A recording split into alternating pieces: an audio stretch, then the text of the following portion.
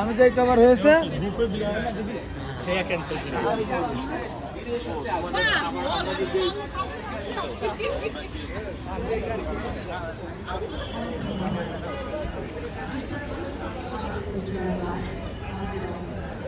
অনেক রকমের বিনিময়, অনেক ত্যাগের বিনিময় আমরা আমাদের এই বাংলাদেশকে পেয়েছি।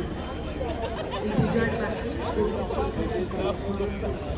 সেই বীরদের যারা রাখতে পারে, যারা জীবনের আমরা